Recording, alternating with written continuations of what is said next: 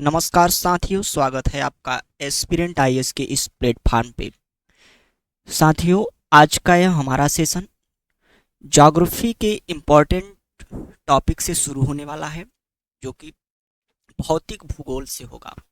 भौतिक भूगोल का पहला चैप्टर, जो कि ब्रह्मांड की उत्पत्ति से संबंधित है, उससे रिलेटेड पूरा सेशन होने वाला है हमारा। यह सेशन विभिन्न परीक्षाओं में आ चुके प्रश्नों पर आधारित जो एमसीक्यू हैं उन पे होगा, यानी कि जैसे कि यूपीपीसीएस, आरओएआरओ और यूपीएससी में इस प्रकार के प्रश्न पूछे जा चुके हैं, और उसी को जो है बेस बनाते हुए आज का है हमने पूरा अपना सेशन डिजाइन किया हुआ है, जिसमें ब्रह्मांड की उत्पत्ति का जो चैप्टर है उससे रिलेटेड जितने भी क्वेश्चन बन सकते हैं या विभिन्न परीक्षाओं में आए हुए हैं, उन सभी का जो है वह एक संकलन आपके समक्ष जो है वह प्रस्तुत है। तो स्टूडेंट्स, आज का यह जो हमारा सेशन होने वाला है काफ़ी इम्पॉर्टेंट होगा।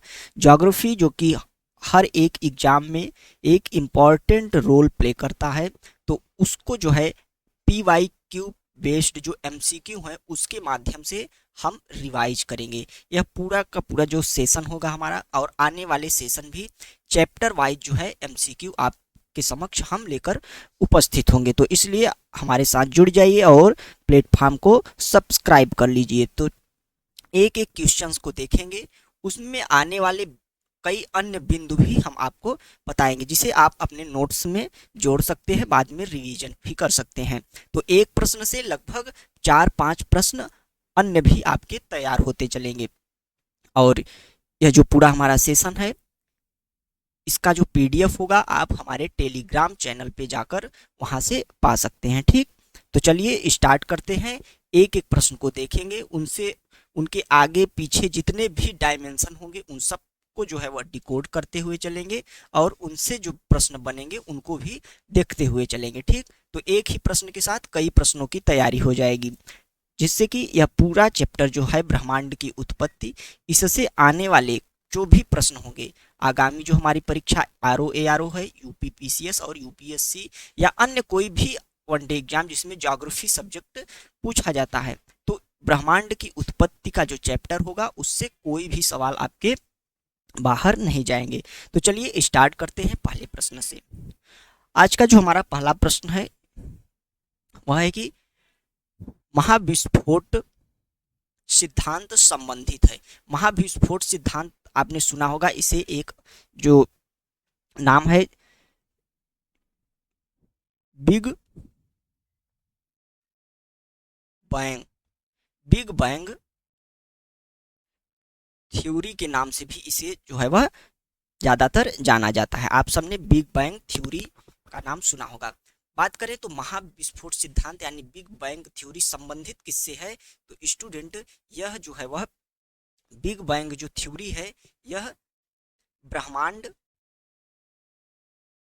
ब्रह्मांड और सौर मंडल, यानी कि ब्रह्मांड के अंतर्गत ही सौर मंडल आता है हमारा, सौर मंडल, और सौर मंडल के अंतर्गत क्या आते हैं, तारामंडल। यानी कि क्या, जो हमारी क्या होती हैं, जो तारामंडल होते हैं, जैसे कि हमारा तारामंडल क्या है, गैलेक्सी। तो इस सब की उत्पत्ति से संबंधित, इन सब की उत्पत्ति से संबंधित जो सिद्धांत है वही क्या है, वही क्या है, बिग बैंग।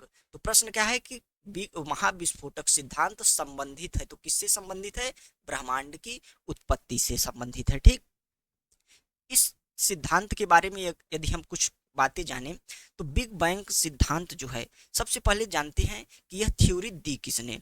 तो इस थ्योरी की यदि हम बात करें स्टूडेंट, तो इस थ्योरी को जो है वह 1927 में 1900 जो है वह 27 में इस थ्योरी का जो प्रतिपादन है वह किसने किया था, तो जॉर्ज लेमेंतेयर ने। किसने, जॉर्ज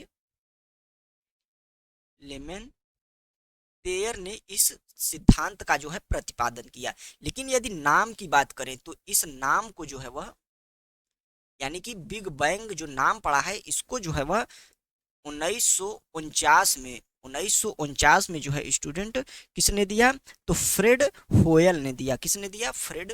इसको ध्यान रखिएगा, इस प्रकार के प्रश्न पूछे जा सकते हैं। फ्रेड होयल ने जो है इस बिग बैंग को जो है वह इसका नाम दिया। तो सबसे पहले बिग बैंग शब्द का प्रयोग यदि हम बात करें तो फ्रेड होयल ने किया था, जबकि सिद्धांत किसने दिया तो जॉर्ज लेमेंतेयर ने दिया। बाद में इस सिद्धांत की जो है वह व्याख्या भी की गई स्टूडेंट, क्या की गई व्याख्या। तो इस सिद्धांत की के यदि व्याख्या की हम बात करें तो रॉबर्ट वेगनर ने जो है वह किसने रॉबर्ट रॉबर्ट वेगनर ने स्टूडेंट 1967 में इसकी व्याख्या की। तो यह कुछ इंपॉर्टेंट बिंदु हो गए किससे बिग बैंग थ्योरी से। तो सबसे पहले इस सिद्धांत को दिया जॉर्ज लेमेंतेयर ने। बाद में 1949 में बिग बैंग जो शब्द है स्टूडेंट इसका प्रयोग किया फ्रेड होयल ने, ठीक।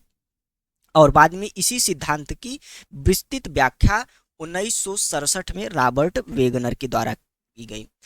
अब थोड़ा सा हम जान लेते हैं कि यह सिद्धांत बताता क्या है। हालांकि इस बारे में प्रश्न नहीं बनेगा, लेकिन यदि आपके माइंड में थोड़ा सा रहेगा तो आप उसको अच्छे से समझ पाएंगे। तो यह सिद्धांत बताता है कि आज से स्टूडेंट लगभग 13.7 अरब वर्ष पूर्व 7 अरब वर्ष पूर्व जो है हमारा यह जो संपूर्ण ब्रह्मांड मंडल है, संपूर्ण ब्रह्मांड मंडल क्या था एक एक बिंदु के रूप में था। इसके रूप में था एक बिंदु के रूप में था, यानी कि काफी ज्यादा जो सघन बिंदु, आप समझ सकते हैं कितना बड़ा ब्रह्मांड जो था एक बिंदु के रूप में था। कब था तो 13.7 अरब वर्ष पूर्व ऐसी थी। इस समय जो है यह बिंदु काफी ज्यादा सघन था। तो इसमें जो है वह निरंतर ताप जो है वह बढ़ता चला गया, और ताप बढ़ने से एक महत्वपूर्ण घटना हुई, जिस घटना को क्या नाम दिया गया बिग बैंग, यानी कि महाविस्फोटक। तो 13.7 अरब वर्ष पूर्व जो है इसी एक बिंदु में एक बहुत बड़ा विस्फोट हुआ, जिससे वर्तमान का हमारा जो यह ब्रह्मांड है, सौर मंडल है, तारामंडल है, विभिन्न प्रकार की गैलेक्सियां हैं, वह सब अस्तित्व में आई, ठीक। तो यह जो है इंपॉर्टेंट हो जाता है यह सारे बिंदु हमारे लिए। तो इस प्रश्न का उत्तर हम आसानी से समझ सकते हैं। इस प्रश्न के साथ साथ लगभग 4 से 5 पॉइंट जो है हमने उसको भी देख लिया। तो आपने समझा कि 13.7 अरब वर्ष जो पूर्व है तो उसी एक बिंदु में जो है वह एक तीव्र विस्फोट हुआ, और जिससे जो ब्रह्मांडीय पदार्थ है स्टूडेंट वह चारों ओर जो है वह फैल गए, और यही पदार्थ आज हमें हमारे तारों के रूप में, सूर्य के रूप में, पृथ्वी के रूप में और संपूर्ण ब्रह्मांड के रूप में दिखाई देते हैं, ठीक। तो इस प्रकार जो है वह इस पूरे सिद्धांत को हम समझ सकते हैं, ठीक। चलिए इस प्रश्न को समझने के बाद नेक्स्ट देखते हैं। नेक्स्ट प्रश्न भी देखिए आप इसी प्रकार का कुछ है। तो बिग बैंग सिद्धांत निम्नलिखित के उद्भव की व्याख्या करता है। तो किसके उद्भव की व्याख्या करता है? क्या स्तनधारियों के उद्भव की व्याख्या करता है? नहीं। हिमयुग बिल्कुल भी नहीं। महासागर बिल्कुल भी नहीं। अभी हमने पढ़ा कि ब्रह्मांड और सौर मंडल के उद्भव की व्याख्या करता है, ठीक। यदि आपको हम कुछ अन्य बातें बताएं तो यदि कुछ तथ्य बताते हैं हमको कि जैसे कि ग्रह की उत्पत्ति के संदर्भ में आपको बताएं, जैसे कि ग्रह जो है सबसे पहले तो ब्रह्मांड का निर्माण हुआ। अब उस ब्रह्मांड में कुछ बहुत बड़े पदार्थ थे, कुछ बहुत छोटे पदार्थ थे। तो उसमें से कुछ पदार्थ जो थे बाद में भी उसमें भी विखंडन हुआ और वह ग्रह और उपग्रह के रूप में हमारे सामने आए। तो इस संबंध में सबसे प्रथम जो वो सिद्धांत था वह जो है वह कास्ते द बफन के द्वारा दिया गया। तो ग्रह उत्पत्ति, जैसे प्रश्न बना कि ग्रह उत्पत्ति से संबंधित जो हमारे प्लेनेट हैं जैसे कि बुध, शुक्र, पृथ्वी, ये सब, तो इनकी उत्पत्ति से संबंधित, तो ग्रह उत्पत्ति से संबंधित प्रथम सिद्धांत किसने दिया स्टूडेंट? तो यह दिया कास्ते द बफन ने। कब दिया स्टूडेंट इसको कास्ते द बफन ने? तो 1749 में 1949 में ग्रह की उत्पत्ति से संबंधित प्रथम सिद्धांत दिया। बाद में कई सिद्धांत आए जिन्हें हम दो भागों में बांट देते हैं, यानी कि एक तारक सिद्धांत, और दूसरा जो है स्टूडेंट वह क्या है, द्वितारक सिद्धांत। ठीक, तो इस दो भागों में जो है विभिन्न विद्वानों ने जो है विभिन्न प्रकार के सिद्धांत, जैसे कि इमैनुअल कांट ने एक सिद्धांत दिया था, इसका नाम था कि वायव्य राशि परिकल्पना, वायव्य राशि परिकल्पना। इसके बाद एक गणितज्ञ थे, आपने नाम सुना होगा, लाप्लास। लाप्लास ने भी उसमें संशोधित किया और उन्होंने जो है वह नेबुला हाइपोथेसिस दी। तो इस प्रकार के शब्द पूछ सकता है कि निहारिका परिकल्पना, निहारिका परिकल्पना या सिद्धांत, निहारिका परिकल्पना या सिद्धांत किससे संबंधित है? तो यह किससे संबंधित है स्टूडेंट? तो यह जो है वह ग्रहों की उत्पत्ति, ग्रहों की उत्पत्ति से जो है वह क्या है, संबंधित है। तो ग्रहों की उत्पत्ति से यह सिद्धांत संबंधित है। दिया किसने था? तो एक गणितज्ञ थे जिनका नाम था क्या, लाप्लास, लाप्लास। ठीक, तो यह बिंदु भी आप ध्यान रखेंगे। तो ग्रहों की उत्पत्ति से संबंधित पहला सिद्धांत किसने दिया? कास्ते द बफन ने दिया। उसके बाद जो है कांट ने भी सिद्धांत दिया। कांट के बाद लाप्लास ने निहारिका परिकल्पना को जो है वह दिया। ठीक, तो इस प्रकार से विभिन्न विद्वानों ने समय समय पर जो है वह परिकल्पनाएं दी। तो ब्रह्मांड से संबंधित महत्वपूर्ण परिकल्पना क्या है? उत्पत्ति से बिग बैंग। ग्रहों की उत्पत्ति से निहारिका है। इसके अलावा कुछ और बात करें तो क्या है कि ग्रहाणु, ग्रहाणु परिकल्पना का भी नाम आता है स्टूडेंट,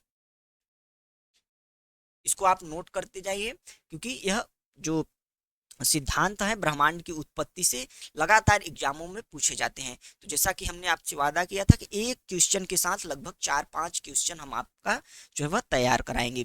तो बिग बैंग हमने देखा, बिग बैंग के बाद बिग बैंग कैसे हुआ, उसमें किन किन लोगों का योगदान रहा, नाम जो है किसने दिया, सिद्धांत की व्याख्या बाद में किसने की, इस सब के बारे में बताया। अब ग्रह की उत्पत्ति के बारे में कास्ते द बफन ने शुरुआत कर दी थी 1749 में।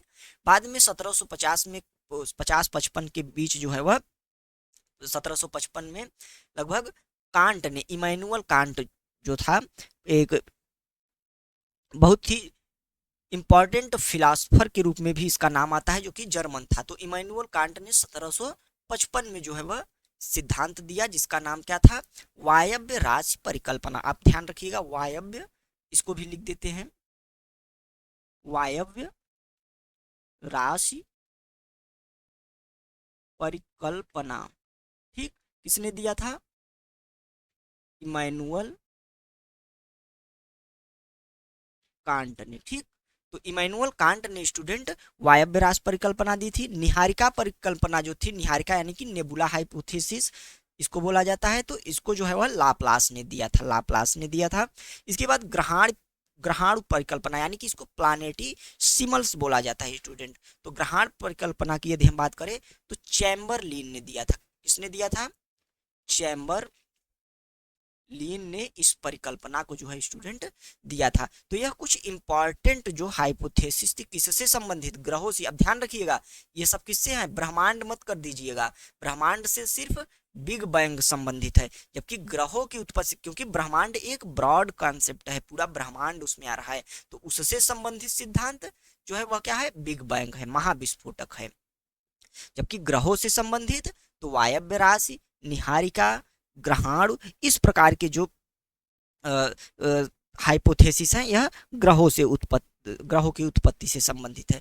तो ठीक, तो इस प्रकार से इन सभी बिंदुओं के माध्यम से कई सारे हमारे प्रश्न कवर हो जाएंगे। चलिए नेक्स्ट देखते हैं। यहाँ पे क्या गया, मिल्की वे, आकाश गंगा। आकाश गंगा वर्गीकृत की गई है। ठीक, तो आकाश गंगा के बारे में स्टूडेंट प्रश्न है, तो सबसे पहले ऑप्शन हम पढ़ते हैं। ठीक, तो सर्पिलाकार गैलेक्सी के रूप में, विद्युत गैलेक्सी के रूप में, अनियमित गैलेक्सी के रूप में, गोलाकार गैलेक्सी के रूप में। तो आपने अक्सर कहीं भी एक बेसिक कोई भी बुक यदि ज्योग्राफी की पढ़ी होगी तो आकाश गंगा के बारे में उसमें बताता है, और बताता है कि आकाश गंगा का जो हमारा आकार है वह क्या है, सर्पिलाकार है। क्या है, सर्पिला कार है, यानी कि स्पाइरल है। क्या है, स्पाइरल है स्टूडेंट। तो स्पाइरल है इसका आकाश गंगा। अब हम समझते हैं स्टूडेंट कि आकाश गंगा होती क्या है, ठीक, क्योंकि इससे भी प्रश्न बन सकते हैं। आपने ने अभी पहले प्रश्न, दूसरे प्रश्न में बिग बैंग थ्योरी देखी। बिग बैंग में देखा कि कैसे 13.7 अरब वर्ष पूर्व एक विस्फोट हुआ, जिससे कि ब्रह्मांडीय जो पदार्थ हैं स्टूडेंट वह पूरे ब्रह्मांड में फैल गए, और वही ब्रह्मांडीय पदार्थ जो है हमारे ग्रहों के रूप में, हमारी आकाश गंगाओं के रूप में हमारे समक्ष आज दिखाई देते हैं। तो वही जो पदार्थ थे स्टूडेंट, वही जो है वह कई आकाश गंगाओं के रूप में जो है वह ब्रह्मांड में विद्यमान हुए। बात करें यदि ब्रह्मांड में, तो ब्रह्मांड में लगभग लगभग स्टूडेंट 100 अरब 100 अरब क्या पाई जाती हैं, 100 अरब जो है वह आकाश गंगाएं पाई जाती हैं। क्या पाई जाती हैं, 100 अरब आकाश गंगाएं। 100 अरब आकाश गंगा पाई जाती है। अब आकाश गंगा क्या होती है, आकाश गंगा जो हम तारों का एक समूह देखते हैं स्टूडेंट। आप रात्रि में यदि अपने छत पे या खुले मैदान में जाएंगे, ऊपर की ओर देखेंगे, यदि मौसम साफ रहेगा तो एक तारों का टिमटिमाता समूह आपको दिखाई देगा। वही क्या है, वही आकाश गंगा है। यह तो एक आकाश गंगा आपको दिख रही है जिसमें लगभग 100 अरब तारे होते हैं, लगभग 100 अरब तारे होते हैं एक आकाश गंगा में। तो इसी प्रकार से हमारे पूरे ब्रह्मांड में 100 अरब आकाश गंगाएं हैं। तो आप अंदाजा लगा सकते हैं कि हमारा ब्रह्मांड कितना बड़ा है। हमारे नेत्र से जो दिखता है यह सिर्फ एक आकाश गंगा है, जिसका नाम क्या है, मिल्की वे, यानी कि जिसे हम दुग्ध मेखला के नाम से भी जानते हैं, ठीक, या मंदाकिनी के नाम से जानते हैं, ठीक। तो इस प्रकार जो जो हमारे नेत्रों से, हमारे रात्रि में खुले मैदान से आकाश में दिखाई देता है तारों का समूह, वह क्या है, वह दुग्ध मेखला मंदाकिनी नाम की एक आकाश गंगा है। और इसी प्रकार की 100 अरब आकाश गंगाएं ब्रह्मांड में पाई जाती हैं, ठीक। तो हमारी जो आकाश गंगा क्या है, तो हमारी यानी कि पृथ्वी से दिखाई देने वाली, ठीक, इसको ध्यान रखिएगा, पृथ्वी से दिखाई देने वाली हमारी आकाश गंगा जो है वह क्या है, तो वह क्या है, वह मंदाकिनी, मंदाकिनी, या इसको क्या बोला जाता है, मिल्की वे, दुग्ध मेखला भी बोला जाता है, ठीक। इसके आकार की हम बात करें, मंदाकिनी का आकार, इसका आकार स्टूडेंट जो है वह क्या है, स्पाइरल है।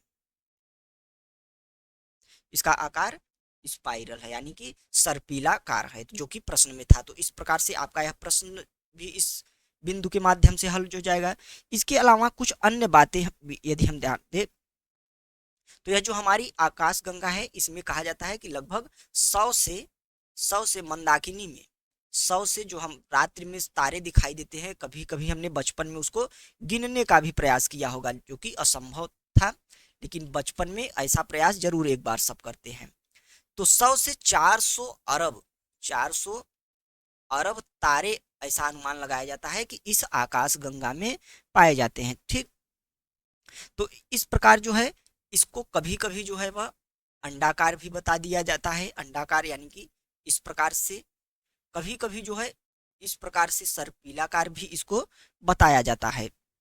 तो इस प्रकार जो है यह हमारी आकाश गंगा के बारे में इंपॉर्टेंट तथ्य थी। एक इंपॉर्टेंट बिंदु और भी है कि यह इसकी दूरी कितनी है, किसकी, मंदाकिनी की। तो पृथ्वी से दूरी की यदि बात करें स्टूडेंट, तो पृथ्वी से दूरी इसकी जो है वह कितनी है, तो 2.5 मिलियन, मिलियन क्या, किलोमीटर नहीं स्टूडेंट, प्रकाश वर्ष, प्रकाश प्रकाश वर्ष दूरी को मापने का एक पैमाना होता है, आप सब जानते होंगे। तो 2.5 यानी कि 2.5 मिलियन प्रकाश वर्ष दूर स्थित है। ठीक, तो इस प्रकार यह कुछ इंपॉर्टेंट बिंदु हो गए किसके बारे में, आकाशगंगा के बारे में। तो आकाशगंगा की उत्पत्ति, उसका आकार, और आकाशगंगाएं होती क्या हैं, पृथ्वी से दूरी क्या है। तो इस प्रकार के कई सारे जो है वह इंपॉर्टेंट फैक्ट हमने आपके समक्ष प्रस्तुत किया, जो कि विभिन्न प्रकार के आने वाले क्वेश्चंस में आपको हेल्प करेंगे। ठीक, तो इस प्रकार आकाशगंगा से संबंधित लगभग सभी बातें जो है वह हमने कर ली हैं। चलिए नेक्स्ट देखते हैं। अगला क्या है कि हमारी आकाशगंगा केंद्र की परिक्रमा करने में सूर्य को जो है वह समय लगता है। तो जो सूर्य है, अब यहाँ पे एक इंपॉर्टेंट जो है वह चीज, ये एक इंपॉर्टेंट मुद्दा यहाँ पे इस प्रश्न में उठा कि जो हमारी आकाश गंगाएं हैं, देखिए जो आकाश गंगा है, मान लीजिए अंडाकार या सर्पिलाकार, इसको कुछ भी आप मान लीजिए। तो यह जो हमारी आकाश गंगा है, तो इसी में जो स्थित है वह एक सूर्य भी है। ठीक, और ग्रह भी हैं। तो सूर्य जो है स्टूडेंट इस आकाश गंगा की क्या करता है, परिक्रमा करता है। आकाश गंगा की परिक्रमा करता है कौन, सूर्य।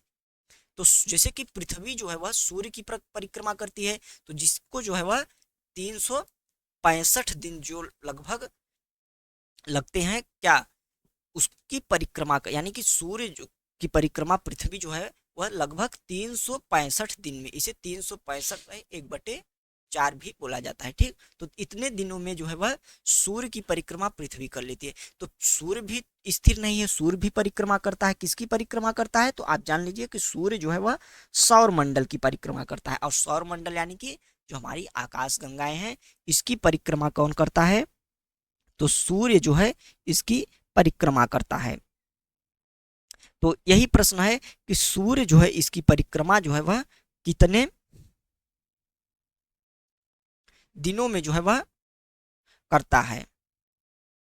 तो यदि हम बात करें तो सूर्य इसकी परिक्रमा जो है वह करने में लगभग जो है वह 25 करोड़ वर्ष लगते हैं। सूर्य द्वारा आकाश गंगा की जो परिक्रमा है स्टूडेंट, इसको करने में कितने दिन लगते हैं, तो यह जो है वह 25 करोड़ वर्ष लगते हैं। तो 25 करोड़ जो है एक सौर दिवस के रूप में जाना जाता है।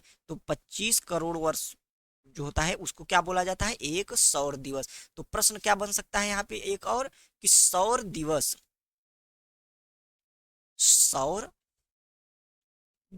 कितने जो है वह वर्षों का होता है। तो सौर दिवस जो है वह कितने वर्ष का होता है, तो 25 करोड़ वर्ष का होता है स्टूडेंट। ठीक, तो 25 करोड़ वर्ष का जो है एक सौर दिवस होता है। अब जो है वह सूर्य द्वारा आकाश गंगा की परिक्रमा से संबंधित और क्या प्रश्न बन सकते हैं उसको हम देखते हैं। तो आप सबसे पहले बताएं कि जो सूर्य है वह सूर्य इन्हीं आकाश गंगाओं में स्थित एक क्या है, तारा है। सूर्य क्या है, सूर्य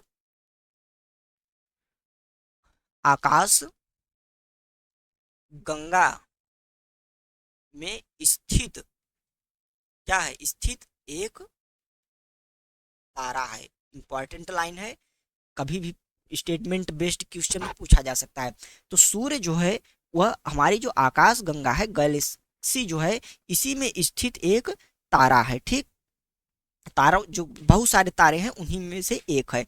तो गैलेक्सी में स्थित तारा इसके केंद्र की जो है वह परिक्रमा करता है। तो यह जो है सूर्य इसी में स्थित है। तो यह जो हमारी मिल्की वे है उसका यह केंद्र हुआ, और इसी केंद्र के चारों ओर जो है यह क्या करता है, परिक्रमा करता है। और उसी की परिक्रमा में जो पूरा समय लगता है वह कितना लगता है, 25 करोड़ वर्ष लगता है। ठीक, तो इस प्रकार जो है वह यह पूरा हमारा एक पूरा सौर दिवस जो है बनता है 25 करोड़ वर्ष में। एक और इंपॉर्टेंट बिंदु इसमें आता है गैलेक्टिक केंद्र। क्या आता है, गैलेक्टिक। एग्जाम में पूछा जा सकता है कि गैलेक्टिक केंद्र क्या होता है। तो गैलेक्टिक केंद्र के बारे में यदि हम बात करें स्टूडेंट, तो यह जो है वह जो हमारी आकाश गंगा है, जो हमारी आकाश गंगा है जिसकी परिक्रमा सूर्य करता है, यहाँ पे क्या लिखा है, आकाश गंगा के केंद्र की परिक्रमा करता है, तो उसी केंद्र को क्या बोला जाता है, गैलेक्टिक केंद्र। तो आकाश आकाश गंगा का केंद्र जो होता है स्टूडेंट, उसी को बोला जाता है गैलेक्टिक जो है वह केंद्र। तो गैलेक्टिक केंद्र की परिक्रमा जो है वह 25 करोड़ वर्ष में सूर्य करता है, ठीक। और इसको जो है वह सौर दिवस, मतलब कि जो सूर्य का चक्कर होता है वह कितना होता है, जो सूर्य होता है जो अपनी धुरी पे लगाता है, तो उसको जो है वह सौर दिवस बोला जाता है। और जब 25 करोड़ में जब पूरा चक्कर एक लगा देता है तो वर्ष बोला, जैसे कि पृथ्वी 24 घंटे में, लगभग 24 घंटे में एक जो है वह क्या करती है, एक बार अपनी धुरी पर जो है वह घूम जाती है, ठीक। अपनी धुरी पर जो है वह घूम जाती है। और 365 हमने बताया कि 365 दिनों में यह क्या करती है, सूर्य का चक्कर लगाती है, जिसे कि एक वर्ष बोला जाता है, ठीक। तो उसी प्रकार जब पूरा एक चक्कर लगा दिया जाएगा तो उसी को क्या बोला जाएगा, ब्रह्मांड दिवस, ठीक। तो 25,000 करोड़ जो, सॉरी, ब्रह्मांड वर्ष बोला जाएगा। तो सौर दिवस जो होता है स्टूडेंट, यह 25 करोड़ का नहीं होता है, इसको थोड़ा सा करेक्शन कर लीजिएगा, इसको ब्रह्मांड वर्ष बोला जाता है। क्या बोला जाता है, ब्रह्मांड वर्ष, क्योंकि पूरा चक्कर लगा ले रहा है। तो जब पूरा चक्कर लगाएगा तो उसको एक ब्रह्मांड वर्ष बोला जाएगा। तो इससे संबंधित कई सारे जो है वह बिंदुओं को एक साथ हमने देख लिया। तो ब्रह्मांड वर्ष आप ध्यान रखिएगा, सौर दिवस आप ध्यान रखिएगा, ठीक। तो इस प्रकार जो है यह इस पूरे प्रश्न में से जितने भी क्वेश्चन बन सकते हैं आप सब इसको देख सकते हैं। गैलेक्टिक केंद्र के बारे में थोड़ा सा आप ध्यान रखिएगा, इसी की परिक्रमा जो है वह सूर्य करता है। चलिए अब नेक्स्ट क्वेश्चन की ओर चलते हैं। अगला क्वेश्चन है, तारे का रंग सूचक होता है। तो जो ये हमने पढ़ा आकाश गंगा के बारे में, ठीक। तो आकाश गंगा के बारे में पढ़ते समय हमने देखा कि कई प्रकार के जो है वह, मतलब कि लगभग 100 अरब तारे जो है हमारी आकाश गंगा यानी कि गैलेक्सी में जो है वह पाए जाते हैं, जिनमें से एक जो तारा होता है वह कौन सा होता है, वह होता है सूर्य। तो सूर्य भी एक तारा है। तो उसी तारों में कई प्रकार के जो है स्टूडेंट, कई प्रकार के जो है वह तारे पाए जाते हैं। यदि हम बात करें तारों के निर्माण की, ठीक, तारों के निर्माण की बात करें तो तारों का निर्माण जो है वह, तारों का निर्माण, तारों के निर्माण की यदि हम बात करें तो गैलेक्सी में उपस्थित जो हाइड्रोजन एवं हीलियम, एवं जो हीलियम होता है, तो हाइड्रोजन और हीलियम जो है उसी से इसका निर्माण होता है। तो तारों का निर्माण किससे होता है, हाइड्रोजन एवं हीलियम से, इसको आप ध्यान में रखिएगा। और जो गुरुत्वाकर्षण बल होता है स्टूडेंट, उसी बल से गैस एवं धूल के जो बादल होते हैं वह गोल आकार में संगठित हो जाते हैं, ठीक। और जब संगठित हो जाते हैं तो वह एक निहारिका के, यानी कि एक तप्त निहारिका के रूप में बदल जाएगा। उसमें सर्वाधिक मात्रा किसकी रहेगी, हाइड्रोजन और हीलियम की। और जब गुरुत्वाकर्षण बल लगेगा तो ब्रह्मांड में उपस्थित जो ब्रह्मांडीय कण बिग बैंग के माध्यम से जो निकले थे वही जो है वह केंद्रित हो जाएंगे, तो वह एक नेबुला का रूप ले लेगा, ठीक। और हाइड्रोजन और हीलियम होने के कारण फ्यूजन की क्रिया होती है, किसकी, संलयन की क्रिया होती है। और संलयन की क्रिया से क्या हो जाता है, तारों का निर्माण हो जाता है। आपने सुना होगा कि सूर्य में जो ताप कहाँ से आता है, तो सूर्य में जो ताप है स्टूडेंट वह हाइड्रोजन और हीलियम के संलयन से, जो नाभिकीय संलयन होता है उसी से ताप का आता है। तो और हमने देखा कि सूर्य भी एक तारा है। तो जैसे कि सूर्य एक बड़ा तारा है उसी प्रकार से कुछ छोटे तारे होते हैं, लेकिन उनके निर्माण की प्रक्रिया एक ही होती है। तो हीलियम और हाइड्रोजन के संलयन से, यानी कि जो फ्यूजन होता है उसी के द्वारा जो है वह तारों का निर्माण होता है। और इसका जब फ्यूजन होगा स्टूडेंट तो इससे क्या बनेगा, ताप बनेगा। और इसी ताप के आधार पर किसी का ताप ज्यादा रहेगा, किसी का ताप कम रहेगा। तो इन्हीं ताप के आधार पर इनका रंग जो है स्टूडेंट तारों का बदलता रहता है। तो इस बिंदु के माध्यम से आप प्रश्न के उत्तर तक पहुंच सकते हैं कि उसके ताप का, यानी कि सही उत्तर क्या होगा हमारा, ऑप्शन डी, यानी कि हाइड्रोजन हीलियम के फ्यूजन से जो ताप उत्पन्न होता है उसी से तारों का निर्माण होता है। जिसमें ताप ज्यादा होगा, किसी में ताप कम होगा, तो उसी ताप के ज्यादा या कम होने के कारण तारों का रंग जो है स्टूडेंट बदलता रहता है। और उसी बदलते हुए रंग ताप के कारण उसका रंग जो है वह जो बदलेगा, तो अलग अलग प्रकार के जो है वह तारे हमारे सामने आते हैं। ठीक, तो यह इंपॉर्टेंट जो है वह एक बिंदु हो गया। अब बात करें तारों के बारे में कुछ अन्य बातें, ठीक, जो कि इंपॉर्टेंट हैं। जब तारों का जो है निर्माण हो जाता है तो उसकी कुछ अवस्थाएं आती हैं। ठीक, तो उन अवस्थाओं के बारे में हम बात करें।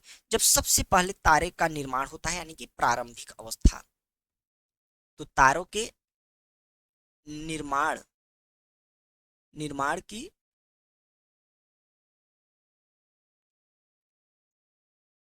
अवस्था, तो तारों के निर्माण की अवस्था के बारे में अब हम देखते हैं स्टूडेंट।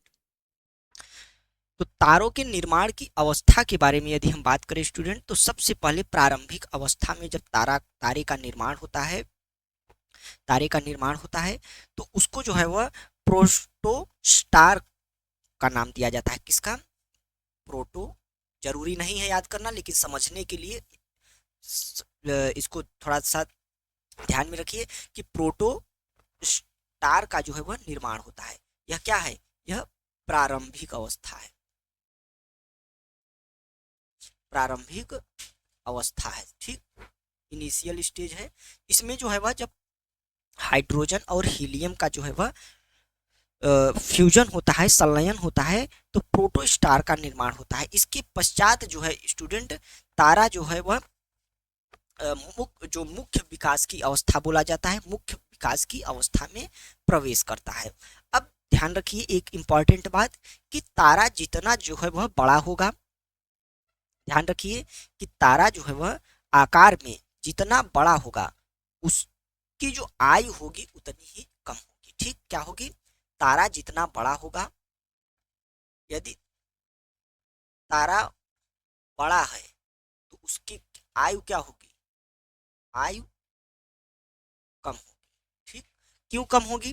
क्योंकि जो हाइड्रोजन की मात्रा है स्टूडेंट वह ज्यादा उसमें खपत होगी, और जैसे जैसे हाइड्रोजन की मात्रा ज्यादा खपत होगी तो उसकी आयु जो है वह, उसका जो ताप है वह कम होता चला जाएगा, और धीरे धीरे जो तारा है वह जो है वह एक रेड जाइंट का नाम आपने सुना होगा, रक्त दानव का नाम सुना होगा, तो रक्त दानव के रूप में बदल जाता है और धीरे धीरे उसकी मृत्यु हो जाती है। और मृत्यु होने के बाद जो सबसे लास्ट स्टेज आती है वह आती है ब्लैक होल की। तो मृत्यु के बाद जो है स्टूडेंट तारा ब्लैक होल में परिवर्तित हो जाता है। ठीक, थोड़ा सा इस अवस्था को हम देख लेते हैं।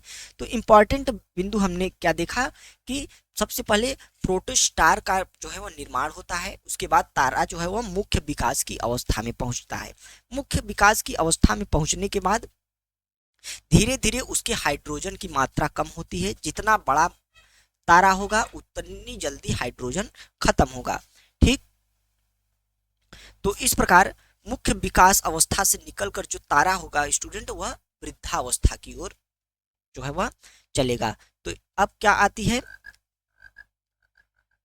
वृद्धा अवस्था जो है वह तारों की आती है। वृद्धा अवस्था में क्या होता है स्टूडेंट कि उसकी जो बाहरी सतह है वह क्या होती है? वह फैलती है। बाहरी सतह, बाहरी सतह जो होगी स्टूडेंट वह क्या होगी? फैलती है, क्योंकि ताप का जो है वह ताप कम होगा और उसकी सतह जो होगी वह फैलेगी, और इससे क्या होगा? ठंडा होगा, ठंडा होता है। तो ध्यान रखिए कि बढ़ती एज के कारण जो तारों का तापमान होगा स्टूडेंट लगातार क्या हो जाएगा? ठंडा होता जाएगा, और इसकी चमक भी क्या होगी? चमक भी क्या होगी? चमक, जब ठंडा होगा तो चमक क्या हो जाएगी, कम हो जाएगी। तो ताप और इसका चमक कम होने से रंग रंग भी बदलेगा। तो रंग सूचक होता है किसका, ताप का। यहाँ से आप कनेक्ट करिए और देखिए कि जब ठंडा हो, वृद्धावस्था की ओर जब बढ़ेगा तो उसकी सतह फैलती है, सतह फैलने से वह ठंडा होगा क्योंकि आकार बड़ा होगा, उसके लिए एनर्जी ज्यादा चाहिए, ठीक। तो एनर्जी ज्यादा होने के लिए जो है वह और हाइड्रोजन और हीलियम की मात्रा भी कम लगातार हो रही है, तो इसलिए उसके चमक में जो है स्टूडेंट लगातार कमी देखने को मिलती है, ठीक। और इससे स्थिति को, जब चमक में कमी देखने को मिलती है तो इसी स्थिति को क्या बोल दिया जाता है, रक्त दानव, जिसको जो क्या बोला जाता है, रेड जाइंट, रेड जाइंट बोला जाता है स्टूडेंट। इसको आप ध्यान रखिए। तो रेड जाइंट के रूप में तारा कब आता है, जब उसकी अवस्था जो है वह वृद्धावस्था की ओर बढ़ती है, उसकी जो वो उसका जो तापमान होता है वह कम होता है, सतह फैलती है और वह रेड जाइंट का रूप ले लेता है। इसे सुपरनोवा यानी कि सुपर रक्तदानव के नाम से भी जाना जाता है, ठीक। इसके पश्चात जो है स्टूडेंट, हीलियम में जो है वह कार्बन और अन्य पदार्थों की मात्रा जो है वह बढ़ने लगती है, जैसे कि जब जब जलेगा तो उसमें जो कार्बन इत्यादि है अब वह बढ़ने लगते हैं। हाइड्रोजन अब घट रहा है, ध्यान रखिए, हाइड्रोजन घट रहा है, लेकिन अन्य पदार्थ जैसे कि कार्बन हो गया, आयरन हो गया, इस प्रकार के पदार्थ उसमें बढ़ रहे हैं, ठीक। और इसके फलस्वरूप जो इस प्रकार के कार्बन इत्यादि के बढ़ने से इसमें एक बहुत ही जबरदस्त विस्फोट होता है, और इसी विस्फोट को क्या बोला जाता है, सुपरनोवा विस्फोट। तो तारों की वृद्धा अवस्था में होने वाला जो विस्फोट है, थोड़ा सा इसको ध्यान रखिए, इंपॉर्टेंट चीजें हैं यहाँ पे। तो तारों की वृद्धावस्था में जो विस्फोट होगा स्टूडेंट, उसे क्या बोला जाता है, वृद्धावस्था यहाँ पे है, ध्यान रखिए। तो वृद्धावस्था में होने वाला विस्फोट क्या कहा जाएगा, सुपर सुपरनोवा। कई बार एग्जामों में इस शब्द को पूछा गया है। तो वृद्धावस्था में जो विस्फोट होगा स्टूडेंट, वही क्या होगा, सुपरनोवा। और इसी सुपरनोवा के विस्फोट के पश्चात जो है उस तारे की मृत्यु हो जाती है, ठीक। उस तारे की मृत्यु हो जाएगी। सुपरनोवा विस्फोट से तारों की जो क्या होती है, जो जिस तारे में इस प्रकार की घटना होगी यानी कि सुपरनोवा विस्फोट होगा, अब उसकी मृत्यु हो जाएगी। इसको आपने नोट कर लिया होगा। थोड़ा सा कुछ अन्य बातें भी देख लें। तो सुपरनोवा विस्फोट से जो तारा है इसकी क्या हो जाएगी, मृत्यु हो जाएगी। मृत्यु से इसके 3 अवस्थाएं निकलती हैं। अभी मृत्यु के बाद भी इसका काम खत्म नहीं हुआ स्टूडेंट, कई काम इसके बचे हुए हैं, उसको ध्यान रखिए। तो 3 दशाएं या 3 अवस्थाएं मृत्यु के पश्चात भी इसकी निकलकर सामने आती हैं, जिसको आपने कई बार सुना होगा। एक का नाम होता है कृष्ण वामन, कृष्ण वामन। इसको ब्लैक डॉर्फ बोला जाता है स्टूडेंट, क्या बोला जाता है, ब्लैक डॉर्फ बोला जाता है। ध्यान रखिए, इतना ज्यादा एक्सप्लेनेशन इसलिए कर रहे हैं क्योंकि कम प्रश्नों में पूरा का पूरा चैप्टर आपका कवर हो जाए और इससे एक भी प्रश्न बाहर न जाने पाए। तो ब्लैक डॉर्फ इत्यादि के बारे में जो शब्द यहाँ पे हम बता रहे हैं, कई बार इनमें से जो है वह परीक्षाओं में डायरेक्ट प्रश्न पूछे गए हैं, तो इसलिए आपको जानना आवश्यक है। स्टेजेस आप ध्यान रखिए।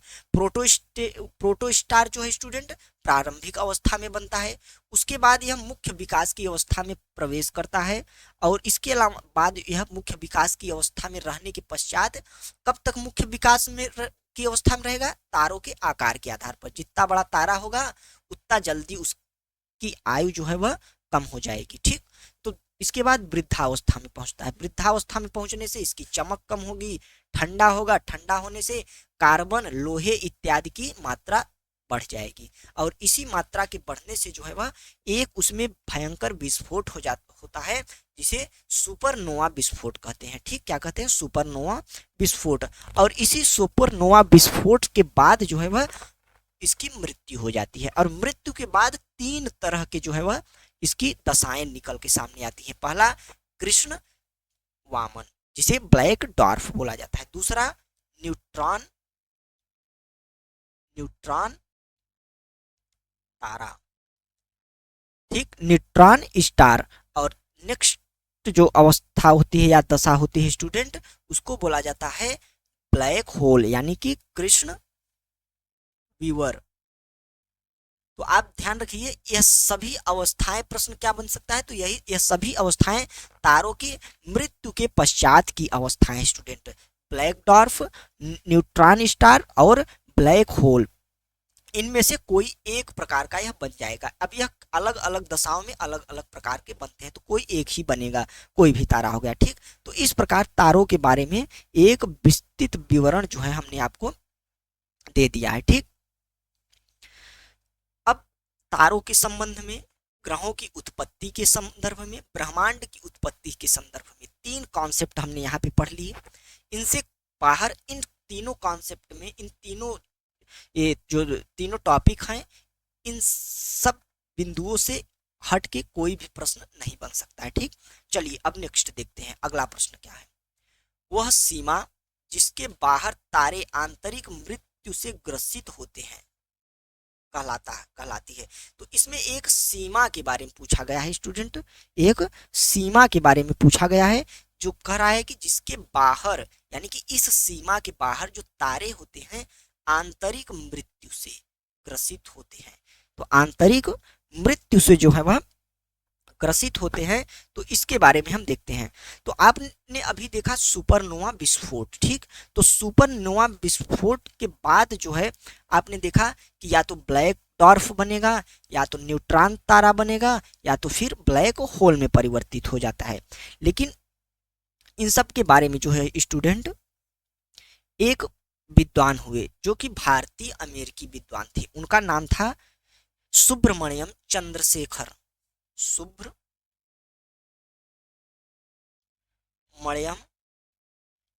चंद्रशेखर, सुब्रमण्यम चंद्रशेखर, सुब्रमण्यम चंद्रशेखर, जो कि भारतीय मूल के अमेरिकी जो थे, वह एक भौतिकविद थे, ठीक। तो इन्होंने जो है वह 1930 में, ठीक, 1930 में जो है वह एक सीमा रखी, यानी किसकी सीमा, द्रव्यमान की। अब जैसे कि कोई ऐसा स्थान नहीं है ब्रह्मांड में कि इसके पार जो तारा चला जाएगा तो वह मृत्यु को प्राप्त हो जाएगा, ऐसा नहीं। उन्होंने जैसे तारों की अलग अलग अवस्थाएं हमने आपको बताई, कि जैसे कि पहले हाइड्रोजन ज्यादा होता है, एज बढ़ने के साथ हाइड्रोजन की मात्रा, हीलियम की मात्रा कम होती जाती है। तो उसी आधार पर उन्होंने एक सीमा बताई, कब बताई, कि 1930 में बताया कि सौरविक द्रव्यमान, जो सौरविक द्रव्यमान की सीमा एक निश्चित की, वह सीमा क्या थी, तो 1.44 की स्टूडेंट एक सौरविक द्रव्यमान की सीमा निश्चित की, जिसके अंदर जो है वह, जिसके अंदर के जो तारे हैं वह क्या बनते हैं, वह मृत्यु को प्राप्त हो जाते हैं, ठीक। किसको प्राप्त हो जाते हैं, मृत्यु को प्राप्त हो जाते हैं। तो जो चंद्रशेखर सीमा है, इसी को जो यह जो है 1.44, इसी को क्या बोला गया, इसी को चंद्रशेखर सीमा बोला गया। तो सुब्रमण्यम चंद्रशेखर द्वारा 1930 में सौरविक द्रव्यमान की एक सीमा निर्धारित की गई, वह सीमा थी 1.44, ठीक। इसी चंद्रशेखर सीमा के अंदर, यानी कि यदि इस द्रव्यमान के अंदर यदि कोई तारा रहता है तो उसकी क्या हो जाती है, मतलब कि वह उस मतलब इसके बाहर जाता है, यदि द्रव्यमान बढ़ा तो उसकी क्या हो जाएगी, मृत्यु हो जाएगी। और जब उसकी मृत्यु होगी तो वह तीन रूपों में सामने आएगा, किसमें आएगा, तो ब्लैक डॉर्फ के रूप में, न्यूट्रॉन तारा के रूप में, और ब्लैक होल के रूप में। यह हमने तीनों पढ़ लिया है। अब ध्यान रहे कि यदि इससे पहले की अवस्था है, यानी कि इसके अंदर है, यानी कि यदि बाहर जा रहा है तो उसकी मृत्यु हो जा रही है, यानी कि इससे यदि ज्यादा उसका सौरविक द्रव्यमान हो रहा है तो उसकी मृत्यु हो जा रही है। यदि इससे कम है तो वह किस अवस्था में रहेगा, तो उसको स्टूडेंट क्या बोलते हैं, उसको बोलते हैं श्वेत वामन तारा। ठीक, श्वेत वामन तारा बोला जाता है। ठीक, उस और इसके यदि बाहर गया तो उसको न्यूट्रॉन ब्लैक होल या ब्लैक डॉर्फ बोलते हैं। तो इस सीमा को आप ध्यान रखिएगा, इस प्रश्न का सही उत्तर हो जाएगा एक। तो सुब्रमण्यम चंद्रशेखर ने 1930 में सौरविक द्रव्यमान की एक सीमा निर्धारित की, जिसको 1.44 के रूप में उन्होंने दर्शाया, और इसी को चंद्रशेखर सीमा के नाम से जाना जाता है। और इसी सीमा के बाहर यदि कोई तारा, किसी तारे का द्रव्यमान जाता है तो वह मृत्यु को प्राप्त होकर न्यूट्रॉन तारा, ब्लैक होल या फिर ब्लैक डॉर्फ में परिवर्तित हो जाता है। और इसके अंदर यदि किसी तारे का द्रव्यमान रहता है तो उसको श्वेत वामन तारा बोलते हैं। ठीक, व्हाइट डॉर्फ स्टार बोला जाता है। तो यह काफी इंपॉर्टेंट जो है वह चीजें निकल के सामने आई। तो इन बिंदुओं को आप ध्यान रखिएगा। तो चंद्रशेखर सीमा ऐसी सीमा है जिसके बाहर जाने पर तारों की आंतरिक मृत्यु हो जाती है। ठीक, चलिए एक इंपॉर्टेंट टॉपिक और खत्म हुआ। अब नेक्स्ट देखते हैं, अगला प्रश्न क्या है हमारा। तो श्याम वीवर होता है, श्याम वीवर। अब श्याम वीवर क्या होता है, अभी हमने पढ़ा था क्या, ब्लैक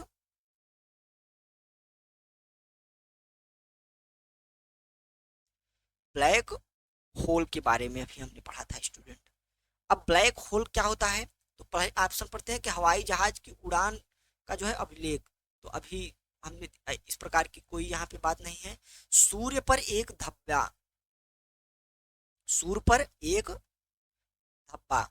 तो सूर्य पर जो एक धब्बा होता है, ब्लैक स्पॉट होता है, जिसकी अवधि 11 वर्ष की होती है, कम होता है, ज्यादा होता है, तो इस प्रकार की कोई बात नहीं है।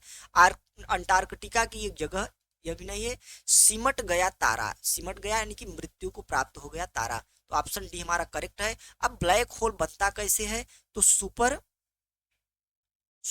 नोवा विस्फोट के बारे में हमने पढ़ा, इसके बारे में पढ़ा, सुपरनोवा विस्फोट के बारे में। सुपरनोवा विस्फोट कब होता है, जब तारा वृद्धावस्था को प्राप्त होता है, उसमें हाइड्रोजन की मात्रा लगातार कम होती जाती है, चमक कम होती है, उसकी चमक कम होने के कारण उसका रंग बदलता जाता है, और इसी के कारण जो है स्टूडेंट उसमें आयरन, कार्बन इत्यादि की मात्रा बढ़ती है, और फिर उसमें सुपरनोवा विस्फोट होता है। सुपरनोवा विस्फोट होने से तारों की जो है क्या होती है, तीन अवस्था जो है वह सामने आती है। कौन कौन सी, तो एक होता है ब्लैक वामन या डॉर्फ, एक होता है न्यूट्रॉन तारा, और एक होता है श्याम श्याम वीवर या ब्लैक होल। तो इसी को जो है वह क्या कहते हैं कि जब तारा जो है वह सिमट जाता है तो उसी को ब्लैक होल बोला जाता है। ठीक, तो ब्लैक होल क्या होता है, इसके बारे में आप जो है वह अच्छे से समझ गए होंगे। ठीक, तो यही जो है वह क्या होता है स्टूडेंट, ब्लैक होल होता है हमारा। तो यह कैसे बनता है, किन किन अवस्थाओं में बनता है, सब आपने ध्यान लिया। तो अब इसमें कुछ ज्यादा बिंदु बचा नहीं है। नेक्स्ट देखते हैं, तारों के कारण घटित आकाशीय परिघटना कौन है। तो तारों के कारण घटित आकाशीय परिघटना, ओजोन छिद्र होगा ही नहीं। ओजोन छिद्र ग्रीन हाउस गैसों के प्रभाव से आप समताप मंडल में स्थित जो ओजोन गैस है उसका जो सांद्रण है जब वह कम होता है तो उसी को ओजोन छिद्र कहते हैं। तो तारों से कोई लेना देना इसका नहीं स्टूडेंट। बात करें यदि हम इंद्रधनुष, तो इंद्रधनुष आप जानते हैं कि बरसात के मौसम में सूर्य की किरणें जब स्पेक्ट्रम का रूप बनाते हैं तो इंद्रधनुष हमारे सामने आता है, यह भी नहीं है। धूमकेतु की बात करें, धूमकेतु आगे हम पढ़ेंगे धूमकेतु होता क्या है। धूमकेतु बेसिकली एक जो ब्रह्मांडी कण ही है, वही है आकाश में घूमता हुआ, जिसे कभी कभी हम चमकते हुए तारे के रूप में या पुच्छल तारे के रूप में देखते हैं। तो आप तारों से संबंधित यह नहीं है। तारों की बात करें तो कृष्ण विवर अभी हमने देखा था। तो कृष्ण विवर तारों के कारण घटित आकाशीय परिघटना है। तारों के कारण घटित जो है स्टूडेंट आकाशीय परिघटना है। कौन सी परिघटना है, तारों की मृत्यु स्टूडेंट, तारों की मृत्यु के बाद जो है ब्लैक होल में जो है स्टूडेंट कोई भी तारा परिवर्तित हो जाता है। ठीक, तो यही है ऑप्शन बी। सब इन सब के बारे में हमने पढ़ लिया है अच्छे से, कोई एक्सप्लेनेशन की जरूरत नहीं है, आप सब जानते हैं इसके बारे में। नेक्स्ट देखते हैं, कृष्ण छिद्र सिद्धांत का प्रतिपादन किया। अब देखिए यहाँ पे कृष्ण छिद्र सिद्धांत का जो प्रतिपादन है स्टूडेंट, यह किसने किया था? तो कृष्ण छिद्र क्या होता है, अभी हमने क्या पढ़ा था, ब्लैक होल के बारे में पढ़ा था। ठीक, तो ब्लैक होल ही क्या है, यह कृष्ण छिद्र ही है। ठीक, अब हमने देखा था, एक क्या देखा था, चंद्रशेखर सीमा कितनी थी, तो 1.44 सौरविक द्रव्यमान, सौरविक द्रव्यमान किसने बताया था? सुब्रमण्यम चंद्रशेखर ने, भारतीय अमेरिकी मूल के विद्वान थे। इन्होंने बताया कि यदि इस सौरविक द्रव्यमान की सीमा से बाहर यदि कोई तारा चला जाता है, यानी कि उसका द्रव्यमान इससे बाहर हो जाता है, तो वह आंतरिक मृत्यु को प्राप्त हो जाता है। और मृत्यु का प्राप्त होना यानी क्या, कि कृष्ण छिद्र यानी कि ब्लैक होल के रूप में परिवर्तित होना। ब्लैक होल यानी कि मृत्यु की अवस्था। तो यह किसने बताया? यह बताया एस चंद्रशेखर ने। आपने पहले ही पढ़ लिया था, थोड़ा घुमा के दिया। तो एस चंद्रशेखर ने जो है वह ब्लैक होल जो थ्योरी है उसका प्रतिपादन किया। किसके माध्यम से? एक सीमा निर्धारित करके। वह सीमा क्या थी? 1.44 सौरविक द्रव्यमान की सीमा। तो इसी सीमा के बाहर यदि कोई तारा जाता है तो वह मृत्यु को प्राप्त हो जाता है। ऑप्शन सी सुब्रमण्यम चंद्रशेखर सही ऑप्शन होगा। चलिए नेक्स्ट देखते हैं।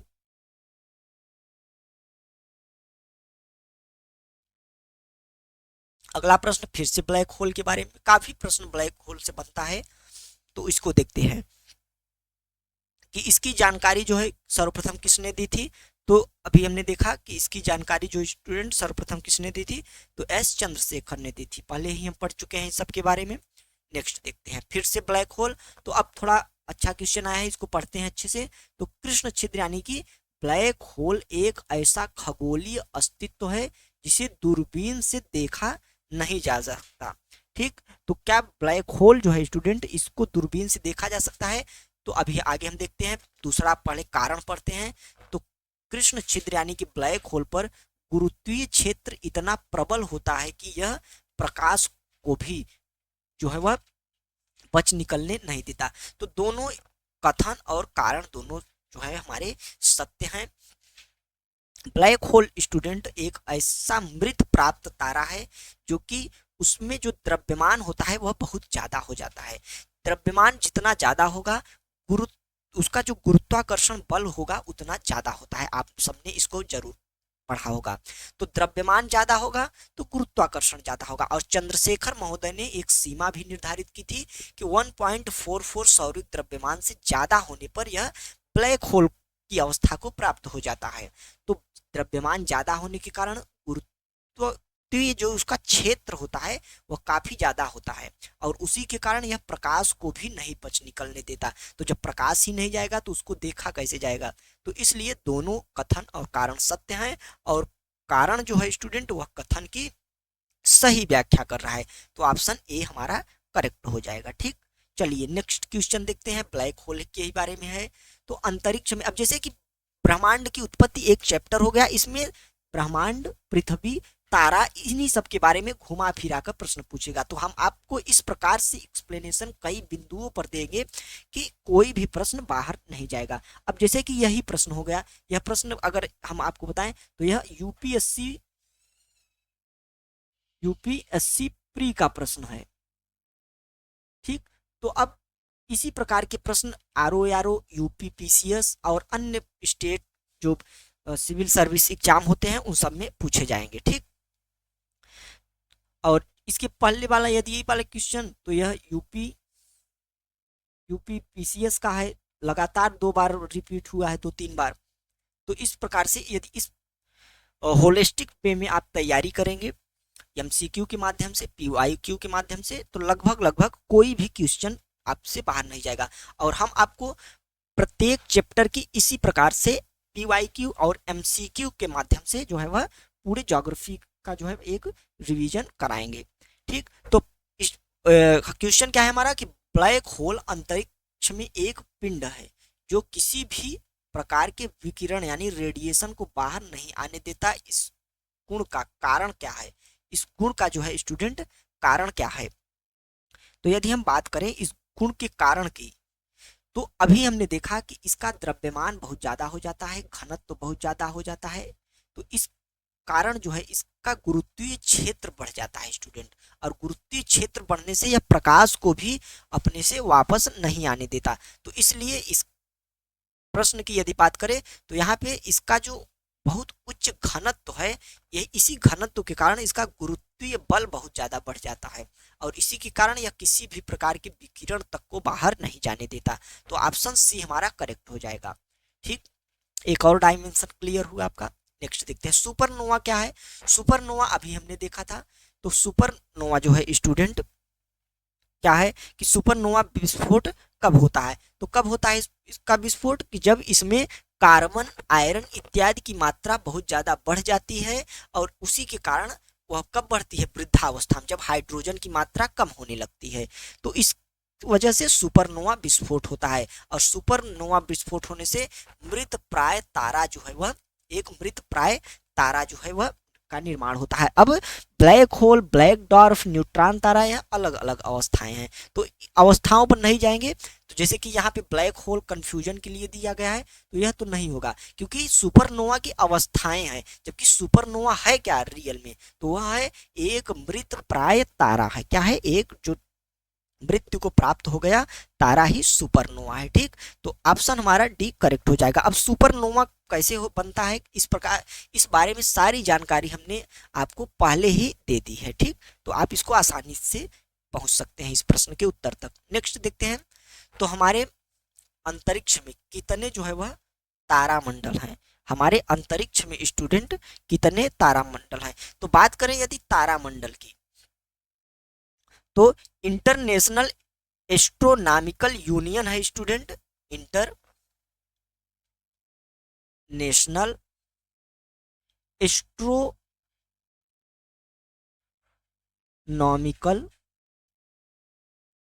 यूनियन, ISU, IAU इसको बोला जाता है।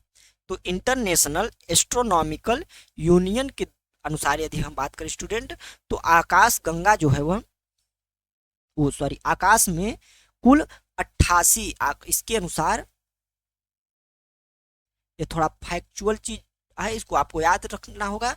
तो आकाश में कुल जो है 88 तारा मंडल हमें देखने को मिल जाते हैं।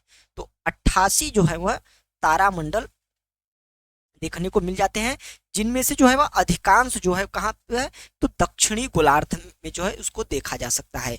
अधिकांश कहाँ पे है? यह आप एक्स्ट्रा एक बिंदु ऐड कीजिए कि अधिकांश, अधिकांश जो तारामंडल है स्टूडेंट, यह क्या, अब तारामंडल आप गैलेक्सी मत समझ लेना या को आकाश गंगा मत समझ लेना। गैलेक्सी में ही कुछ तारों के आपको समूह देखने को मिल जाएंगे। आप देखेंगे कि यदि आकाश ज्यादा साफ रहेगा तो कहीं कहीं पे तारों की जो सघनता होगी स्टूडेंट, वह काफी ज्यादा देखने को आपको मिल जाएगी। तो उसी को तारामंडल बोल दिया जाता है। ठीक, तो IAU के अनुसार, इंटरनेशनल एस्ट्रोनॉमिकल यूनियन के अनुसार कुल 88 तारामंडल हैं, जिनमें से अधिकांश जो तारामंडल हैं, अधिकांश तारामंडल आपको कहाँ देखने को मिलेंगे? दक्षिणी गोलार्ध। ठीक, तो जो साउथ हेमिस्फीयर है स्टूडेंट, वहां पे आपको अधिकांश जो है वह तारामंडल देखने को मिल जाएंगे। तो इस प्रश्न में आप इन सब बातों को ध्यान रखिएगा। चलिए नेक्स्ट देखते हैं। अगला प्रश्न है, निम्नलिखित में से कौन सी खगोलीय वस्तु नहीं है? खगोलीय वस्तु नहीं है, देखते हैं कि पल्सर, भंगुर तारा, कृष्ण मास्टर, कृष्ण मास्टर यानी कि आप इसको कृष्ण मास्टर, जो ब्लैक होल होता है वही है क्वासर। इसके अलावा क्वासर, तो इसमें से जो पल्सर है स्टूडेंट, जो पल्सर है यह एक खगोलीय पिंड ही है जो कि नियमित अंतराल पर एक प्रकार का रेडिएशन उत्पन्न करता है। जैसे कि यह ब्रह्मांड में ही स्थित होता है, खगोलीय एक पिंड के रूप में होता है, और एक प्रकार का जो है वह नियमित अंतराल पर एक रेडिएशन जो है वह रेडियो तरंग जो है वह उत्सर्जित करता है। इसी को पल्सर बोला जाता है। तो यह जो है वह एक खगोलीय पिंड है। तो ये हमारा सही ऑप्शन नहीं होगा। इसमें पूछा है कौन सा नहीं है। बात करें भंगुर तारे की, तो भंगुर जो तारा होता है स्टूडेंट, यह भी एक क्या है, यह भी एक खगोलीय वस्तु है। क्वासर की बात करते हैं तो क्वासर जो है एक जो है वह यह एक तारावत, इसको स्रोत बोला जाता है स्टूडेंट, जो कि लगभग 13 अरब वर्ष प्रकाश वर्ष जो है वह दूर पर एक स्थित होता है। तो क्वासर भी एक खगोलीय वस्तु के रूप में आता है। जबकि बात करें तो कृष्ण मास्टर खगोलीय वस्तु नहीं है। ठीक, कृष्ण मास्टर जो है वह कोई खगोलीय वस्तु नहीं है। ठीक, तो कृष्ण मास्टर खगोलीय वस्तु नहीं है। यह शब्द जो है वह आपको कंफ्यूज करने के लिए दे दिया गया है। यह ब्लैक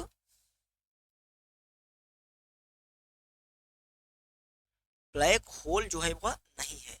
आप ध्यान रखिएगा, ब्लैक होल नहीं है। आप कृष्ण मास्टर को ब्लैक होल समझ सकते हैं, लेकिन ब्लैक होल यह है नहीं। ठीक, तो इस प्रकार जो भंगुर जो तारे होते हैं जो कि मृत्यु के बाद प्राप्त होते हैं तो वह खगोलीय है। पल्सर भी खगोलीय वस्तु है। क्वासर भी एक खगोलीय वस्तु है। ठीक, जो कि तारों का स्रोत होती है एक। ठीक, जो यह तारावत स्रोत है क्वासर। पल्सर एक रेडियो तरंग जो है वह उत्सर्जित नियमित अंतराल पर उत्सर्जित करता है। जबकि कृष्ण मास्टर ऐसी कोई वस्तु नहीं है जो कि खगोल यानी ब्रह्मांड में पाई जाती है। तो इस प्रकार ऑप्शन सी हमारा इस प्रश्न का सही हो जाएगा। चलिए नेक्स्ट क्वेश्चन देखते हैं।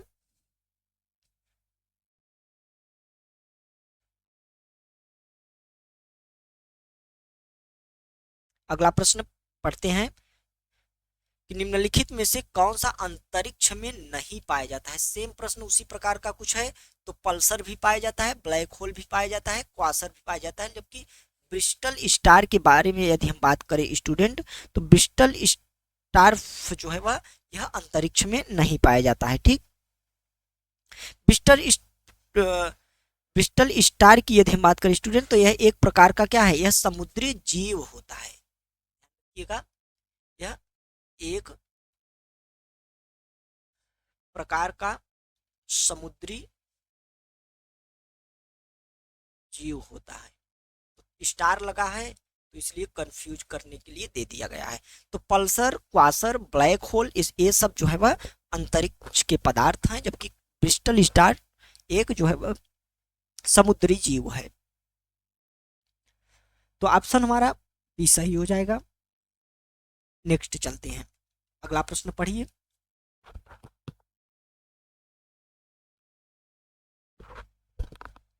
अगला प्रश्न क्या है स्टूडेंट कि एक निश्चित आकृति में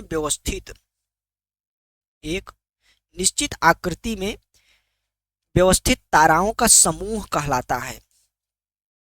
तो जब ताराओं का एक समूह जो निश्चित आकृति में जो है क्या होता है, व्यवस्थित होता है, तो उसको क्या बोला जाता है, उसको नक्षत्र बोलते हैं स्टूडेंट। आपने देखा होगा कि एक इस प्रकार से 7 ताराओं का एक समूह आपको दिखाई देगा कि कुछ इस प्रकार से होता है, जिसे हम क्या बोलते हैं, सप्तऋषि।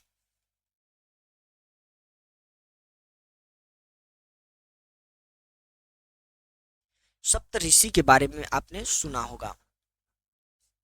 तो यह क्या है, एक नक्षत्र है स्टूडेंट। यह क्या है, एक नक्षत्र है, जिसे जो है तारा मंडल भी बोला जाता है।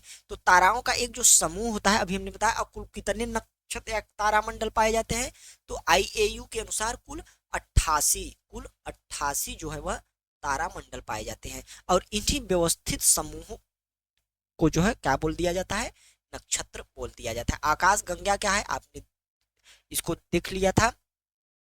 और सौर मंडल के बारे में भी आपने पहले ही जान लिया था। तो जो व्यवस्थित ताराओं का समूह होगा उसको नक्षत्र बोला जाता है। ठीक, चलिए आगे देखते हैं। नेक्स्ट क्वेश्चन, हब्बल अंतरिक्ष टेलीस्कोप ने पहली बार एक दूरस्थ तारे के सतह की छाया भेजी।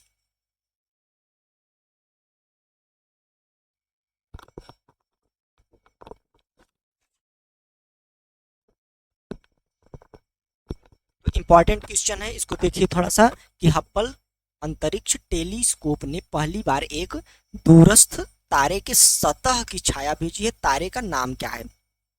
तो पुराना क्वेश्चन है स्टूडेंट। हब्बल अंतरिक्ष टेलीस्कोप के बारे में यदि हम बात करें तो यह अब जो है वह इसको सेवानिवृत्त कर दिया गया है। इसके स्थान पर दूसरे टेलीस्कोप को स्थापित कर दिया गया है। ठीक, तो इसने जो है वह बात करें यदि हम तो बिटलग्यूस एक तारा था, उसकी सतह को जो है वह भेजा था। यह पृथ्वी से 650 प्रकाश वर्ष 650 प्रकाश वर्ष दूर था। किससे?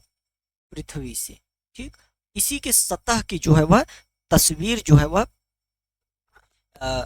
हब्बल टेलीस्कोप जो था उसने भेजा था। कब भेजा था? 1995 में। 1995 में। और स्टूडेंट यह 1995 का प्रश्न भी है, तो इस प्रकार इसको थोड़ा बहुत ज़्यादा तवज्जो देने की आवश्यकता नहीं है। और हब्बल टेलीस्कोप की बात करें तो यह अब सेवानिवृत्त हो चुका है। इसके स्थान पर दूसरा एक टेलीस्कोप स्थापित किया जा चुका है। चलिए अगला प्रश्न देखते हैं।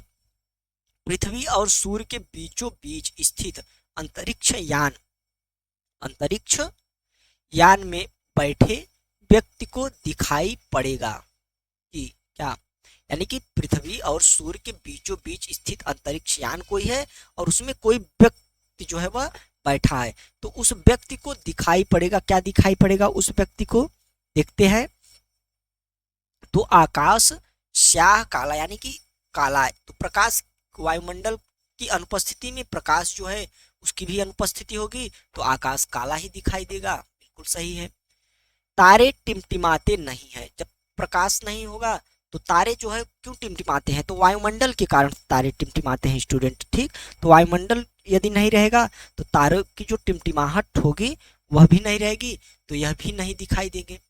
इसके अलावा अंतरिक्ष यान के बाहर का ताप पृथ्वी तल के ताप से कहीं अधिक है। बिल्कुल अधिक है। ठीक, लेकिन वह महसूस नहीं होगा। ठीक, क्योंकि वायुमंडल नहीं है, तो इसलिए जो है वह और महसूस नहीं होगा, इसलिए उसका तापमान जो है वह हमको कम ही पता चलता है। तो इसलिए वहां पे जो तापमान होगा उसका जो रियल फीलिंग होगा स्टूडेंट वह काफी ज्यादा कम होगा, तो इसलिए यह कथन असत्य हो जाता है। ठीक, तो उसकी रियल फीलिंग जो होगी वह काफी ज्यादा जो होगी वह कम होगी पृथ्वी की अपेक्षा, तो यह स्टेटमेंट गलत है। तो इस प्रकार पहला और दूसरा जो हमारा जो कथन है वह सही हो जाता है, तो इस आधार पर ऑप्शन भी करेक्ट होता है। तो जो आकाश है वह और जो तारे हैं वह वायुमंडल के कारण टिमटिमाते हैं, तो वायुमंडल की हीनता के कारण जो न तो आकाश का कोई रंग दिखाई देगा और न ही तारे हमें टिमटिमाते हुए दिखाई देंगे। तो ऑप्शन ए और बी दोनों सही है। चलिए नेक्स्ट क्वेश्चन, प्रकाश वर्ष इकाई है। तो शुरू में हमने इसको आपको बताया था, तो दूरी की, प्रकाश वर्ष दूरी की एक इकाई है। ठीक, तो और इसको कैसे मापा जाता है? तो जो निर्वात में जो है वह प्रकाश द्वारा एक वर्ष में तय की गई दूरी, निर्वात ध्यान रखिएगा वैक्यूम में, यानी कि वहां पे वायुमंडल की अनुपस्थिति होगी। ठीक, तो निर्वात में जो है वो प्रकाश द्वारा एक वर्ष में तय की गई दूरी ही क्या कही जाएगी? प्रकाश वर्ष कही जाएगी। ठीक, आसान क्वेश्चन है। इस प्रकार के क्वेश्चन आते हैं तो लगभग सारे कॉन्सेप्ट जो हमारे ब्रह्मांड की उत्पत्ति से संबंधित है हमने देख लिया है। नेक्स्ट क्वेश्चन है, तारों के मध्य दूरी ज्ञात करने की इकाई। तो तारों की मध्य दूरी जो है स्टूडेंट उसको ज्ञात करने की इंपॉर्टेंट जो इकाई है वह प्रकाश वर्ष ही है, तो ऑप्शन डी हमारा सही हो गया। चलिए अगला प्रश्न इंपॉर्टेंट, तो ये सब जो है वह आसान प्रश्न है, कभी कभी एग्जामों में पूछे जाते हैं। यदि एक प्रेक्षक तारे को क्षितिज से लंबवत उठते देखता है तो वह अवस्थित होता है। यानी कि ध्यान रखिए, इसको थोड़ा सा पढ़ते हैं कि यदि एक प्रेक्षक यानी कि कोई ऑब्जर्वर होगा, वैज्ञानिक होगा, वह तारों को क्षितिज से लंबवत उठते देखता है, क्षितिज से लंबवत उठते देखता है, तो वह अवस्थित होता है। कहाँ पे अवस्थित होगा? यानी कि एकदम डायरेक्ट लंबवत देखेगा, तो यानी कि वह कहीं पे भी मध्य में स्थित होगा। जैसे कि यदि आप मान लीजिए कि यहाँ पे ध्रुव पे पृथ्वी पे स्थित होगा, तो वह तो लंबवत देखेगा नहीं, जैसे तारे होंगे तो कहीं अगल बगल उठते हुए दिखाई देंगे। यदि वह मध्य में होगा, यदि कॉमन सेंस आप लगाएं, तो यदि मध्य में कोई व्यक्ति होगा और एकदम लंबवत देखेगा तो उसको ऊपर उठते हुए देखता है तारों को, ठीक क्षितिज से यानी कि पृथ्वी की सतह से ऊपर उठते हुए देखता है, तो वह कहाँ पे होगा? वह विषुवत रेखा पे होगा। बात करें यदि तारे जो है वह उत्तरी एवं दक्षिणी जो ध्रुव हैं के चारों ओर जो खगोलीय विषुवत है उनके समानांतर चक्कर लगाते हुए दिखाई देते हैं, ठीक। जैसे कि यदि यहाँ पे कोई व्यक्ति हो या यहाँ पे हो, तो ऐसा लगता है कि ये जो तारे हैं वह चारों ओर घूम रहे हैं, लेकिन जब वह विषुवत रेखा यानी कि पृथ्वी के बीचों बीच खड़ा होगा तो उसे ये तारे लंबवत दिखाई देंगे, ठीक, लंबवत गति करते हुए दिखाई देते हैं, ठीक। तो इस प्रकार जो है वह व्यक्ति कहाँ होगा? विषुवत पे। तो यह छोटा सा कॉन्सेप्ट है, इसको ध्यान रखिएगा आप। नेक्स्ट देखते हैं। एक व्यक्ति काली अंधेरी रात में रेगिस्तान में अकेला खड़ा था। उसे अपने गांव जाना था, जो वहां से पूर्व में 5 किलोमीटर की दूरी पर था। पूर्व में 5 किलोमीटर, ध्यान से पढ़िएगा। उसके पास दिशा ज्ञान के लिए कोई यंत्र नहीं था, पर उसे ध्रुव तारे को पहचान लिया। ध्रुव एक तारा होता है स्टूडेंट, जिसे सांझ का या भोर का तारा भी कहा जाता है। अब आपको गांव पहुंचने के लिए निम्नलिखित में से कौन सा मार्ग अपनाना, उसको यानी कि जो व्यक्ति फंसा हुआ है रेगिस्तान में, अपनाना अधिक सुविधाजनक होगा, ठीक। तो आप जान लीजिए कि वह कहाँ पे खड़ा है? अंधेरी रात में खड़ा है, रेगिस्तान में खड़ा हुआ है अंधेरी रात। यह यूपीएससी आईएएस का है स्टूडेंट, ठीक। तो यदि हम बात करें ध्रुव तारे की, तो ध्रुव तारे की जो दिशा होती है सबसे पहले आप जानिए, वह कहाँ होती है? वह उत्तर में होती है। कहाँ पे? उत्तर में। ध्रुव तारा, उसने ध्रुव तारे को पहचान लिया, अब वह यहाँ पे खड़ा हुआ है। अब उसका घर जो है स्टूडेंट वह कहाँ पे है? 5 किलोमीटर दूर पूर्व दिशा, जो वहां से पूर्व में 5 किलोमीटर है, यानी कि पूर्व में 5 किलोमीटर है। तो अब यह किधर चलेगा? तो ध्रुव तारे को जो है वह अपनी बाईं ओर, यानी कि जब यदि अपना मुंह इस ओर कर लेगा तो उसका बायां ये हो जाएगा और दायां ये हो जाएगा। तो यदि इस दिशा की ओर चलेगा तो वह पा जाएगा। तो दाईं ओर यदि सूर्य, बाईं ओर यदि ध्रुव तारे को रखेगा तो वह पहुंच जाएगा।